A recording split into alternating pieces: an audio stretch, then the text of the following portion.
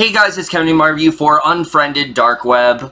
And what Unfriended Dark Web is essentially about is we center on our main character, Matthias, and this time it is from his computer screen, but it's a little bit different this time around because this is a computer that he has recently bought, and so, you know, he is still trying to figure out everything. Occasionally it will glitch, occasionally he'll get notifications from this other user that he took this computer from, and basically he and his friends are planning on having a game night on Skype, but things start to go awry when he starts to realize these really weird notifications he keeps getting and all of these weird text messages, and he starts to realize that it is in fact connected to dark web and that the person that he might have gotten this laptop from might not have been the most morally right individual, and basically he has to try to figure out how to get out of this situation, you know, how him and his friends are going to survive, and that's really all I'm going to say. So, Unfriended Dark Web, I was very interested in this movie. Prior to this film, I loved the first Unfriended, I really did. I thought that it was a very well done film.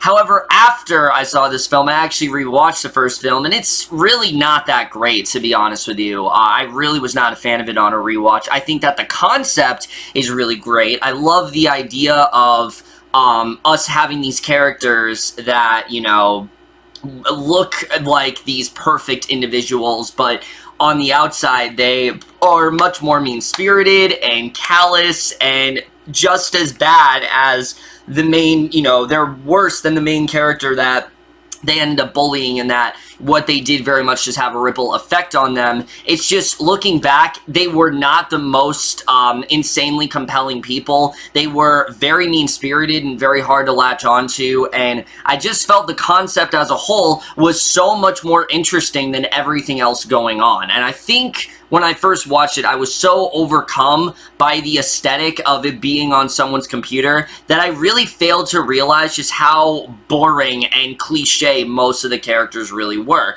So when it came to this film, I was actually very excited for it because it looked like something completely different. It did not look like it was just trying to be a rehash of the first movie, and I was definitely very excited for it. I heard a lot of buzz actually from, I believe it was Sundance or something like that, where I was hearing a lot of praise for this film, and I have to say, I really did love this film. This is a much different film than the first movie, but I think that really is why it does excel, and I think overall it's just a very compelling, realistic thriller, but we're just getting to right now, starting off with the cast. Now, similar to the first movie, I'm going to say something that I said when that film came out, because when you have a film like this that is supposed to be on someone's computer screen and it's supposed to feel like real life, it should not feel like acting. And gratefully, I think this cast is considerably better than the cast in the first movie. The cast in the first movie were virtually all unknowns, and it's not like the people here are like insanely well known, but I have seen them in other things, and they actually are professional actors that aren't just in this one movie, and that's really it. Most of these actors I do in fact recognize, and I think everyone really did do a pretty great job here, but I really do want to give, I think the biggest standout in this film, without a doubt, is our main character here, Colin Woodell as Matthias. I really loved in this film. Not only is he a guy that you really do root for, because he is someone who has constructed this app for him and his girlfriend to connect with, which we'll get to that in a little bit, but he also is doing whatever he can to try to wrap his head around the situation and try to do this as delicately as possible, because he knows how dangerous this really is. He knows what he's gotten himself into, and he's doing his best to try to protect him and his friends, and he's a lot more likable in that way, and Woodell just does such an incredible job with being very patient in this role. You can tell there are times where he wants to tell them what's going on, and he wants to let them in on, okay, this is what happened, this is why I'm in this situation, but he has to repress it. He has to do what he can to be as calm as possible, and I think that's something that's very hard for an actor to pull off, and gratefully, Woodell really does do a great job, and especially towards the third act of this film, when things just keep getting worse and worse for this character, he really stood out to me, and I definitely do want to see him in something else, because he very much did impress me here. I really liked him in this film a lot. But someone else I really do want to highlight is Stephanie Nogueras as Matthias's deaf girlfriend, Amaya, who right off the bat already has a challenge because, you know, she is on a computer screen and she has to act in a way that a normal, you know, someone normally would act in this situation. But she's also deaf and she has to try to communicate in ways that you don't normally see in a film. And I think she did a really great job here. I really did enjoy this character. There's a really interesting sort of moral dilemma that's going on with these two that I really did love, and I thought that their relationship actually very well anchored this film, and I really did enjoy the chemistry between these two. I thought they worked so well together. I thought she was definitely one of the best parts of this film for sure, and I think she really did do an incredible job here. And then the rest of the cast also I thought was very strong. Rebecca Rittenhouse I really loved here. Betty Gabriel, those are the two most well-known in here for sure. But the rest of the cast also does a very good job. You know, Andrew Lees plays Matthias's best friend, Damon, who he's constantly messaging throughout this film because Damon is someone who is into, you know, who is very much into, you know, he's very much a genius when it comes to hacking and internet stuff, and he's, you know, very well versed in that field, so he's constantly messaging him about that. Or Connor Del Rio, or Savira Windyani. I thought everyone really did do a great job here, and I definitely enjoyed this cast considerably more than I did in the first film, for sure. But now let's get to the directing and the writing, because this is directed by someone completely different from the first movie, and I think that definitely was the right choice. I'm not saying the director in the first movie was bad, but my biggest problem with that film is that it just did not feel real. It didn't feel like tension was really escalating. It felt like we already started, you know, from the get-go, already having this increasing sense of tension, and while it is slow, that's nothing compared to this movie. This movie very much does start off, and it's very normal, and I thought the tone was very well done there, because he has to try to make the film more and more suspenseful, and increasingly more as it goes along, and I think Susco did a very good job with that here. I really did feel the suspense, I really did feel the tension throughout the film, and I thought he did a very good job with starting off the film and it being very casual and laid back, and things just getting escalating to a more deeper and darker level as it goes on, and I thought his directing was very spot on there. But again, since he didn't direct the first film, he's not trying to top the first movie. He very much makes this its own thing, and I think he did a very good job with that. But the writing is what I really want to talk, because the writing is what really impressed me with this film.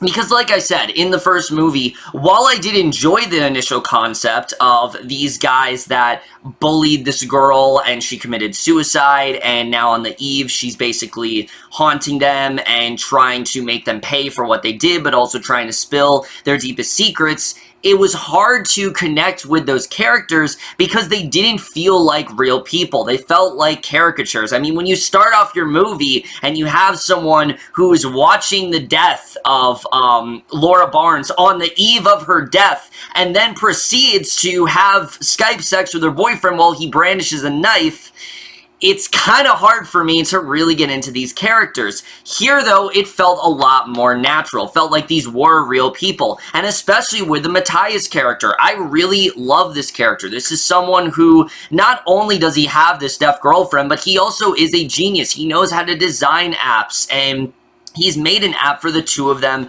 to connect, but at the same time, she really does not want them to connect in this way. You know, she feels kind of, while she definitely can see the care and consideration he put into it, she finds it very demeaning, because while he has made this as a way to connect with her and to be on the same level, there's a great scene where she talks about how this helps you understand me. It doesn't help me understand, you know, it helps me understand you. It does not help you understand me. And of course, what she's trying to say is that while this app is really great, he's doing it simply because she's deaf and she wants to be treated like a normal individual. And I really did like that conflict that was going on, juxtaposed to the first movie when these two had a very positive relationship. These two are very much struggling. They're trying to connect and they're trying to maintain a a very healthy relationship, but unfortunately, they seem to want very different things, and you really do root for them in this film, and especially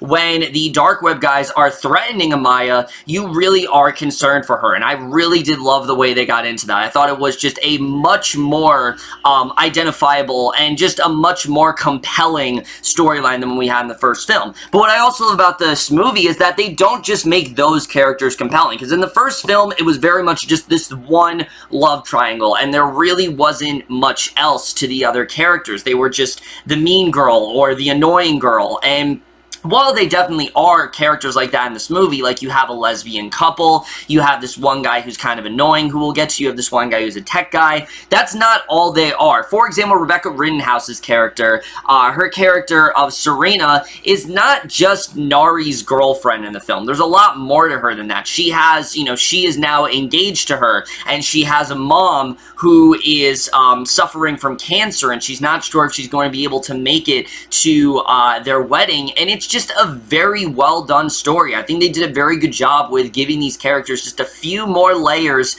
than they really needed, and especially when you couple that with the eventual story that we're telling of what's actually going on and why Matthias is in this situation. Sure, is it simple? Absolutely, especially compared to the first movie. This is way more simplistic than the first one was, but I think that's really why it works. Sometimes simplicity is the best thing to do in this case, and it really does work in that regard, because you're really into what Matthias has gotten himself into. You know, he has to turn over this laptop, and you don't really know what he's going to do in this situation, and especially when he has to let his friends in on what's going on. That's really when this movie gets incredibly riveting, and I think they did a very good job with that. I really did love the main story of what was going on here. You know, you really do feel the weight of what's going on, and like I said, I think the story in general, it felt a lot more real, because they're not dealing with ghosts in this movie without saying anything. This is not something where a ghost is haunting them. This is much more real than that. This is an actual group of people that do exist today, and the stuff you see in this movie is very much out there. So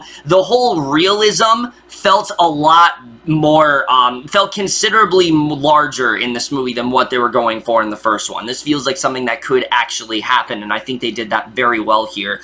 And especially just seeing what these guys are capable of. When you're seeing the certain videos of things that they've done, it's terrifying to watch. And I think they really kept that up much better than they did in the first one, when it just felt like this entity that was haunting them, and it just didn't feel real. Here, like I said, this stuff can actually happen, and I think they did a much better job with that here than they did in the first one.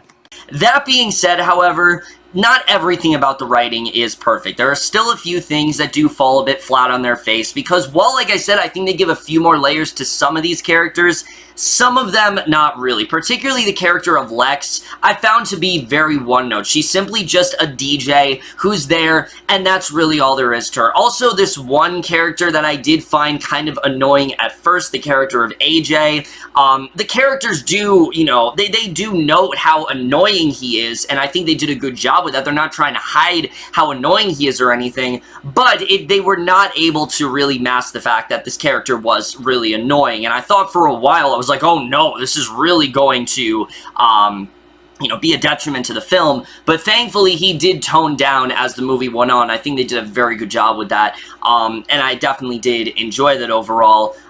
But there is one direction they take towards the end of the movie that I thought was just a little bit predictable. Like, it was very obvious what was going to happen, and you knew for a fact that this certain thing definitely was not going to happen. There was no possible way that it could play out that way, and yeah, it really didn't. It really went exactly the way I expected it to, but that's not taking away from the deaths in this movie, because the deaths in this movie feel like they have considerably a lot more weight to them, and again, that's because of how layered a lot of these characters really are. I thought every single one of the deaths here were very well executed, especially compared to the first movie, when they all felt so fake, like someone getting a curling iron shoved down their mouth. That's not happening in this film. This is much different, and I really did enjoy the deaths here. I wish they didn't show a lot of them in the trailer, but again, I think they worked very well here, and I really did enjoy most of the deaths that we got in this film.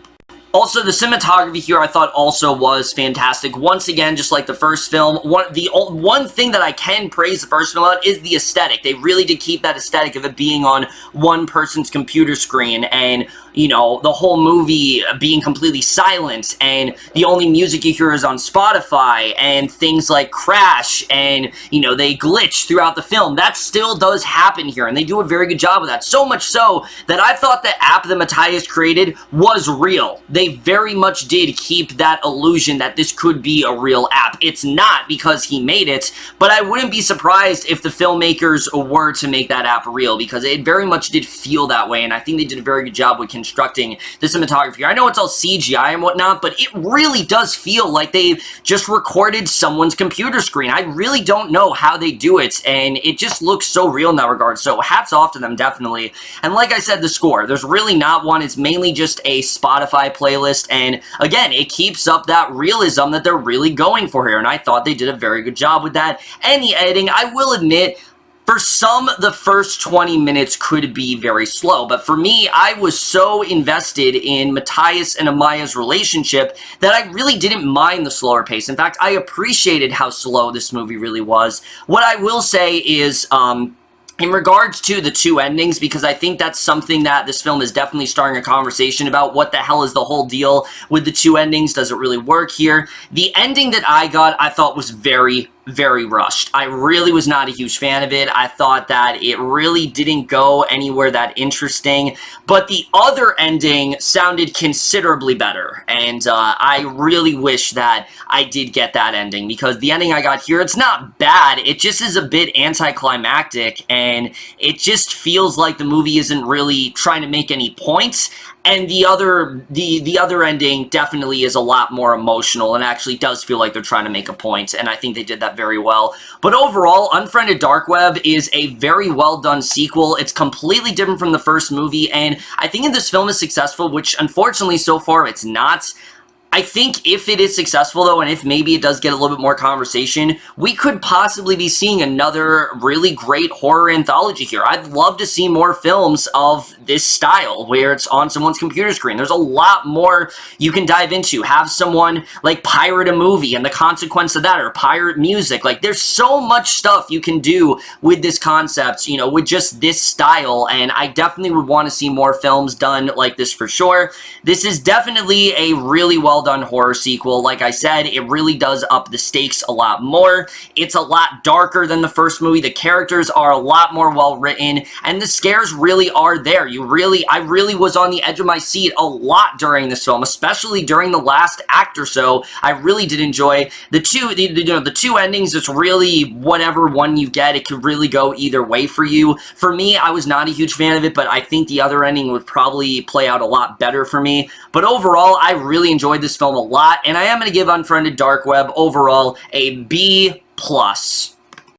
But overall, guys, in my review of Unfriended Dark Web, let me know what you guys thought of this movie overall, left your thoughts in it. Like I said, I know a lot of people didn't really see this movie. There were like 5 or 6 people in my theater when I saw this, and I'm not really that surprised because I didn't really see a lot of promotion for this film, but honestly, I would recommend seeing it. I think this definitely, if you weren't a huge fan of the first one, you might actually enjoy this one. A few friends of mine actually didn't really like the first one, and, you know, they like this one. But that's it for this video. Hope you enjoyed. See you guys in my next video, and we'll see you guys for that. Okay, bye.